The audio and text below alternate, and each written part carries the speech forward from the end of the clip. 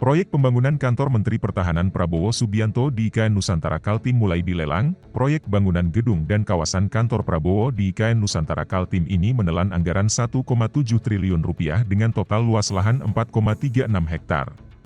Penampakan kantor Prabowo di IKN Nusantara Kaltim diungkap Ketua Satuan Tugas Pelaksanaan Pembangunan Infrastruktur IKN Danis Hidayat Sumadilaga, berdasarkan laman resmi layanan pengadaan secara elektronik, LPSE, Kementerian Pekerjaan Umum dan Perumahan Rakyat, PUPR. Proyek bangunan gedung dan kawasan perkantoran Kementerian Pertahanan di IKN ini menelan anggaran 1,7 triliun rupiah dengan total luas lahan 4,36 hektar.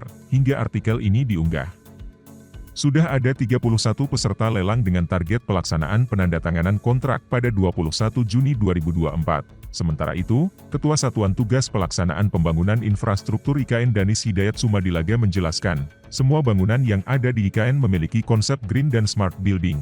Tidak terkecuali kantor Kementerian Pertahanan, semua bangunan di IKN punya dua konsep, green and smart building, ucap Danis, Kamis, 18 April 2024. Dikutip tribunkaltim.co dari kompas.com, konsep bangunan hijau ini juga bisa dilihat dari uraian singkat proyek yang menampilkan ilustrasi 3D kantor Kementerian Pertahanan, lengkap dengan hutan kota dan kolam retensi atau penampungan air hujan dalam jangka waktu tertentu.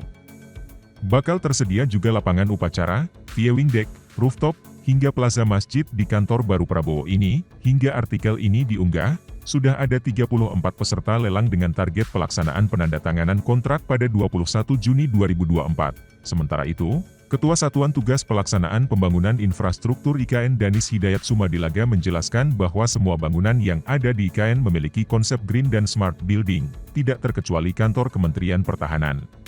Download Tribun X sekarang, menghadirkan lokal menjadi Indonesia.